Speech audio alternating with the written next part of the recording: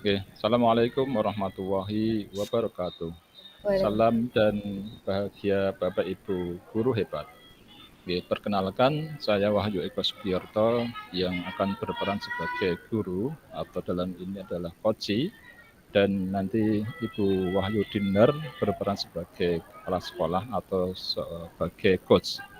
Nah, dalam video berikut ini merupakan contoh percakapan seorang coaching antara kepala sekolah dengan guru dalam rangka pengembangan kompetensi sebagai pendidik dalam pembelajaran yang berpihak pada murid. Nah, percakapan ini merupakan bagian dari proses kognitif coaching, yaitu guru diajak untuk berpikir lebih dalam dan lebih luas mengenai praktek pengajaran yang sudah dilakukan dan bagaimana mengembangkannya untuk menjadi kekayaan baru dalam praktek mengajar di kelas. Ya, kita mulai, ya, Bu. ya. Ya. Eh, Selamat pagi, Bu Dinar. Selamat pagi, Pak. Ya, begini, Bu. Eh, Ada yang saya bisa dibantu, mungkin, Pak? Bu, ada keperluan sedikit dengan Bu Dinar. Nah, Ya. apakah Bu Dinar hari ini ada waktu? Oh, boleh, Kak. Boleh, Pak. Bagaimana kalau sekalian kita jalan-jalan ke taman untuk mencari udara yang lebih segar dan enak suasananya gitu, Pak. Oke, oke, Bu, siap, Bu. Mari kita cari tempat yang nyaman, Bu. Mungkin di taman, ya. Nggih, nggih, nggih, nggih. Baik, Pak. Eh, Gini, Pak, kira-kira topik apa yang ingin didiskusikan ini? Oh, ngeten, Bu. Eh, jadi sebelumnya saya ucapkan terima kasih kepada Bu Dinar atas waktunya. Saya di sini ingin berdiskusi dengan Ibu tentang strategi pembelajaran berdiferensiasi, Bu. Wah, menarik sekali topiknya itu, Pak. Apa nih yang ingin dieksplor tentang apa itu strategi pembelajaran berdiferensiasi, Pak? Oh, okay. Jadi begini, Bu. Sebenarnya sederhana saja. Jadi saya ingin berdiskusi dengan Ibu tentang strategi pembelajaran berdiferensi yang lain, Bu. Yang nantinya akan saya gunakan pada pertemuan minggu depan. Seperti itu, Bu. Oh, jadi Pak Wahyu ingin berdiskusi tentang implementasi dari strategi pembelajaran berdiferensiasi yang lainnya ya? Ya, betul, Bu. Jadi kan ini sebelumnya saya sudah sempat memetakan dan sudah menerapkan pembelajaran ini ya, untuk kebutuhan siswa berdasarkan kesiapan belajar mereka. Wah, menarik sekali ini. Tentunya, ayo Pak, kita ngobrolnya lebih nyamannya di taman tadi, taman ya. Ya, Bu. Mari kita menuju ke tempat yang kita anggap nanti nyaman gitu, di taman ya, Bu. Ya. Silahkan duduk Pak Wahyu. Ngomong-ngomong kalau boleh tahu, apa nih yang Pak Wahyu sudah implementasikan terkait dengan pembelajaran berdiferensiasi di kelas? Begini, Bu. Setelah kemarin saya mendapatkan sesi pengembangan pengajaran dari Bu Puji dan Bu Dian, saya memetakan kebutuhan siswa berdasarkan kesiapan belajar mereka, Bu. Kemudian saya membagi kelompok dalam kelas menjadi 6 kelompok. Nah, di situ juga kami, maksud saya, menyiapkan kegiatan untuk masing-masing kelompok. Oh, jadi Pak Wahyu sudah memetakan kebutuhan siswa berdasarkan kesiapan belajar dan anak-anak itu bersemangat dalam hal ini. Nah, kira-kira bagaimana nih perasaan Pak Wahyu setelah menghadapi situasi tersebut? Wah, saya merasa sangat bahagia sekali, Bu. Setelah semua saya persiapkan dengan baik, semua itu dapat dieksekusi dengan lancar dan baik. Dan murid pun bisa mendapatkan manfaat berdasarkan refleksi sederhana yang saya bagikan setelah pembelajaran, Bu. Kemudian di situ kita tanyakan sejauh mana pemahaman mereka dan manfaat apa yang didapatkan dari kegiatan itu. Keren Pak. Dan saya mengapresiasi hal ini ya, karena teman-teman guru itu sudah mulai mengimplementasikan hal ini. Ini di luar bayangan kami, dan terutama Pak Wahyu yang sudah berkenan membagikan pengalaman ini. Baik Pak Wahyu, eh, menurut Pak Wahyu, apa nih yang ingin dieksplorasi lebih lanjut terkait dengan pembelajaran berdiferensiasi? Oke Bu, untuk strategi pembelajaran berdiferensiasi ini, saya akan mencoba melakukan dengan cara pendekatan yang berbeda agar lebih bervariasi saja. Kemudian untuk strategi pembelajaran berdiferensiasi ini saya mengambil basic profil belajar siswa Bu. Dari profil belajar siswa tersebut itu kan sudah ada penilaiannya Bu. Ya. Jadi ada penilaian pengetahuan, kemudian penilaian keterampilan dan juga penilaian sikap. Jadi itu semua sudah saya petakan Bu. Sudah dipetakan. Bagus sekali itu Pak. Jadi Pak Wahyu ingin menerapkan pembelajaran berdiferensiasi berbasis profil murid. Kira-kira ada pilihan lain nggak Pak yang barangkali lebih baik seperti itu? Gitu. Saya mungkin bisa menyampaikan alternatif lainnya Bu, yaitu strategi pembelajaran berdiferensiasi berdasarkan minat Bu. Menurut saya, pembelajaran berdiferensiasi berbasis minat adalah suatu hal yang bisa memotivasi siswa dalam kegiatan belajar mengajar agar mereka bisa lebih aktif Bu. Ya. Menarik ini Pak. Jadi Pak Wahyu ingin mengimplementasikan pembelajaran berdiferensiasi yang berbasis minat murid gitu ya? Ya betul Bu Dinar. Ya. Oh ya Pak Wahyu, kira-kira apa nih yang ingin Pak Wahyu lakukan setelah diskusi kita kali ini? Gitu. Kalau melihat waktu yang ada Bu, ini waktu saya tinggal minggu depan Bu, karena dalam seminggu kan hanya ada 1 kali pertemuan di kelas ini. Jadi saya harus cepat Bu, saya akan mencoba membuat proyek dengan strategi pembelajaran berdiferensiasi berdasarkan minat, yaitu mengolah makanan dari bahan ikan dan daging sesuai dengan yang mereka minati. Yang akan mereka olah adalah mereka sudah paham karena itu berhubungan dengan minat mereka. Oh, baik. Jadi Pak Wahyu akan memberikan kebebasan ya kepada siswanya yang berbasis minatnya untuk mengolah bahan itu ya ikan dan daging menjadi jenis olahan apapun sesuai dengan minatnya gitu ya. Ya betul Bu. Ya, kira-kira apa nih Pak yang perlu Pak Wahyu siapkan sehingga kegiatan pembelajaran itu bisa berjalan dengan baik? Ya, jadi untuk persiapan perencanaan pengajaran saya, memang ini belum saya buat Bu, tapi di angan-angan saya sudah ada dan insya Allah malam ini akan saya buat Bu. Gitu. Berarti ya modul ajar gitu ya Pak ya yang dibuat ya. Oh iya Bu, betul nanti saya akan membuat modul ajarnya. Nah, kira-kira siapa nih yang bisa membantu dalam pembuatan modul ajar Pak Wahyu biar menjadi lebih baik lagi gitu? Oke.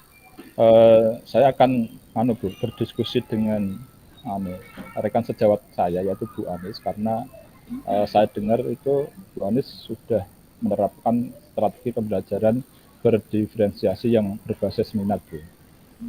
Bu Anis ya? Iya Baik, betul. nanti kita review sebentar ya hasil diskusi kita kali ini. Nah, menurut Pak Wahyu kira-kira apa yang Pak Wahyu dapatkan dari sesi diskusi kita kali ini? Ya Bu, terima kasih Bu Dinar atas diskusi hari ini. Saya merasa lebih siap dan lebih bersemangat untuk menjalankan kegiatan ini Bu.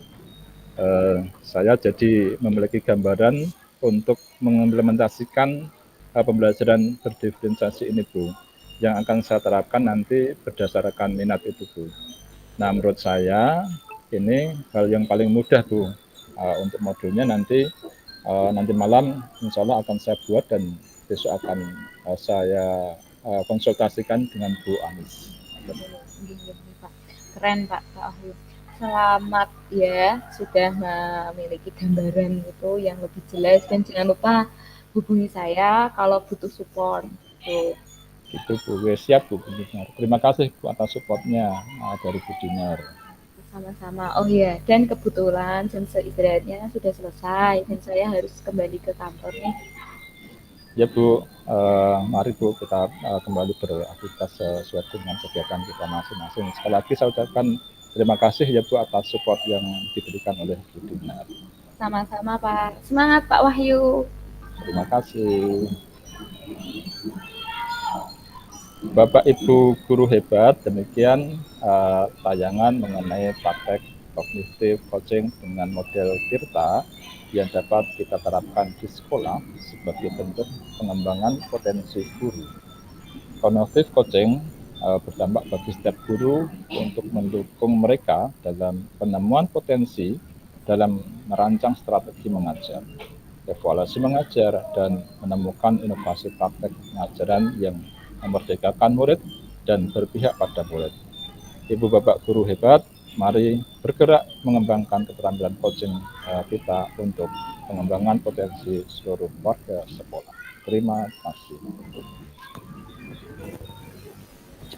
Assalamualaikum warahmatullahi wabarakatuh. Salam berbahagia Bapak Ibu guru dan perkenalkan nama saya Wahyudina Febriani dan rekan saya Bapak Wahyu Eko Sugiarto. Di sini kami akan memaparkan coaching di mana saya berperan sebagai coach dan rekan saya sebagai coach. Video berikut ini nanti merupakan contoh percakapan coaching dalam rangka upaya meningkatkan kemampuan numerasi pada murid. Percakapan ini merupakan bagian dari proses kognitif coaching, yaitu guru diajak untuk berpikir lebih dalam dan lebih luas mengenai praktik pengajaran yang sudah dilakukan dan bagaimana mengembangkannya untuk menjadi kekayaan baru dalam praktik mengajar di Oke. Halo Bu Dinar, apa kabar Bu? Apa nih tujuan kita pertemuan pada hari ini? Halo Pak Wahyu, ya tujuan pertemuan kita hari ini saya itu ingin menyampaikan kondisi tentang kemampuan numerasi murid-murid saya di kelas itu belum maksimal capaiannya itu Pak. Masih banyak yang belum memahami tentang numerasi dan hal itu terlihat dari capaian rapot pendidikan. Seperti itu Pak. Oh gitu ya. Nah, apa sih kira-kira tujuan akhir yang ingin Ibu capai dalam kemampuan numerasi? Ini kan fokusnya numerasi, nggih. Oke. Jadi, saya itu ingin anak-anak saya yang di kelas itu memiliki kemampuan numerasi yang baik, yang bisa bermanfaat bagi kehidupan sehari-harinya, Pak. Oh, begitu ya. Nah, kalau menurut Bu Dinar nih, ukuran keberhasilan kemampuan numerasi dari murid-murid itu seperti apa ya? Menurut saya itu kalau melihat ukuran keberhasilan itu dilihat dari skor rapot itu, Pak, bidang numerasi itu bisa meningkat. Dan murid-murid itu jadi percaya diri dalam memecahkan masalah sehari-hari dengan matematika. Seperti itu kalau Oh, begitu, nggih. Jadi dalam rangka untuk memecahkan masalah sehari-hari, nggih, seperti itu, Pak. dengan matematika. Ya. Nah, sekarang kesempatan yang Ibu miliki apa nih untuk bisa meningkatkan kemampuan numerasinya? Jadi itu kan tadi dengan matematika Bapak. Jadi saya Yeah. itu memiliki kesempatan untuk bisa mengintegrasikannya tuh mengambil kesempatan numerasi yang pada mata pelajarannya yang selain matematika seperti itu. Oh gitu nggih. Kalau matematika kan sudah biasa nggih Bu ya. Kalau Namun selain matematika mungkin berbeda gitu nggih. Nggih. Nah, kira-kira nih Bu Dinar, kalau dilihat dari skala 1 sampai 10 nih, dalam mencapai tujuan yang ingin Ibu lakukan ini kira-kira ada pada skala berapa nih? Ya, mungkin masih dalam skalanya itu antara 6 sampai 7 mungkin ya, Pak ya. Oh gitu ya. 6 dan 7 nggih Bu ya. Gitu. Ya, Nah, Pak. menurut Ibu nih, kekuatan yang Ibu miliki dan peluangnya apa gitu untuk bisa mencapai tujuan tersebut? Kekuatannya saya ingin memahami pengetahuan numerasi dan saya memiliki beberapa strategi konsep numerasi gitu. Oke, berarti jenengan sudah mengetahui ya bahwa pemahaman pengetahuan numerasi dan strategi Ya, konsep numerasinya ya. ya. Nah, bagaimana dengan hambatan yang muncul Bu nanti Bu? Nah, menurut Ibu apa yang bisa menjadi solusi yang bisa diterapkan? Hambatan yang muncul solusinya. Mungkin hambatannya belum semuanya guru di bidang studi itu memahami tentang Oke, penggunaan numerasi. Dan bukan hanya guru matematika saja yang harus memahami numerasi. Terus jadinya solusi saya ingin melakukan pendekatan dengan guru bidang studi melalui kegiatan KKG, sekolah, atau komunitas belajar yang ada di sekolah itu untuk mencapai tujuan yang saya inginkan, terutama kepada kepala sekolah. oh gitu Bu. Jadi harapannya selain guru matematika bisa juga memahami numerasi kan juga. Ya, seperti itu, Pak. Utamanya kepala sekolah gitu. Nah, Ya, baik Bu Dinar. Nah, bagaimana nih untuk rencana Ibu untuk mencapai tujuan tersebut? ya tentunya nanti bersama dengan kepala sekolahnya, terus kemudian saya ingin melakukannya dari itu, jadi kayak praktik baik seperti itu Pak kepada rekan-rekan Oh, oke, oke. terus kemudian kepada rekan guru yang itu seperti itu Pak. Nah, misalnya di prioritas nih, apakah ada prioritas tertentu dalam rencana Ibu ini? Aslinya sih prioritasnya saya itu adalah menyamakan persepsi tentang numerasi. Nah, jadi ke depan Oh, itu bersama-sama nanti guru-guru itu bersama menyusun strategi yang untuk meningkatkan numerasi pada anak itu bagaimana seperti itu Pak. oh, oke, oke, oke, Seperti itu oke, pinginnya saya. oke. Nah, bagaimana Bu Dinar akan mengukur nih keberhasilan untuk rencana yang akan Ibu lakukan ini? Ya mengukurnya ya menurut saya sih masih ini Pak, masih dalam tahap pemahaman seperti itu. Oh, Apakah guru itu kami sejawat itu bisa menyamakan persepsi yang dimana nanti meningkatkan numerasi dan tidak hanya dari pelajaran matematika tentunya kan. Jadinya di sini kami saya rencananya itu ingin memberikan bagaimana sih implementasi peningkatan numerasi itu di dalam modul ajar dengan gitu. memanfaatkan teknologi, dengan memperkaya gitu Pak, memperkaya soal Oh, yang berbasis numerasi numerasi seperti ya, itu. oke, oke, Ya. oke. Tapi Soal-soal. ya, jadi tidak hanya di dalam matematika seperti itu. Oh, oke, betul Bu. Jadi bagus Bu. Jadi dalam setiap rencana pasti ada tantangannya Bu. Nah, Ya gitu. nah sekarang bagaimana nih Bu Dinar dalam menghadapi tantangan tersebut? Tantangannya nanti mungkin dalam berkolaborasi mungkin ya Pak ya. Jadinya nanti kita pas persamaan persepsi kan mungkin ada yang berbeda pendapat itu kan lumrah pas saat praktik Oke, baik seperti itu dalam satu kata gitu. oke, Nah, oke. mungkin dalam tantangan itu mungkin bisa dihadapi dengan persamaan persepsi di mana nantinya kan untuk berpihak pada murid kembali ke murid seperti itu. Ya, betul, betul, oke, betul Bu. Jadi Bu Dinar sudah bisa punya alternatif bagaimana nanti mengatasi tantangan yang muncul. Nah, tentu saja Bu Dinar harus berkomitmen nih, harus ada komitmen terhadap rencana aksi ini. Jadi jangan sampai nanti komitmennya hilang atau luntur di tengah jalan karena mungkin tantangannya begitu banyak gitu. Iya mungkin Pak. Jadi komitmen saya sih dimulai dari diri saya dulu sih Pak. Dan Oke. mungkin semuanya mendukung seperti itu, apalagi dengan kepala sekolah dan rekan sejawat yang mendukung itu tentunya dengan tahapan yang terus konsisten seperti itu. Mudah-mudahan nantinya akan meningkatkan literasi. Saya sih begitu komitmennya. Oh, oke. Oke, Bu. Mantap, Bu. Nah, kira-kira nih siapa ya, Bu ya? Atau apa ya yang bisa membantu Bu Dinar nih dalam rencana menjalankan upaya meningkatkan kemampuan numerasi dari peserta didik ini, Bu? Mungkin dimulai dari rekan sejawat itu Pak dan Oh, tadi ya rekan sejawat, kolaborasinya dengan kepala sekolah yang kepala sekolah juga. seperti itu Pak. Menurut saya itu. Oh, ngotot ya. Iya. Nah, bagaimana tindak lanjut setelah sesi coaching ini Bu? Nanti saya akan lihat Bu. Rencananya nanti Bu Dinar mau apa nih? Ya, saya jadi merasa lebih siap Pak Oh, marketing dengan Bapak.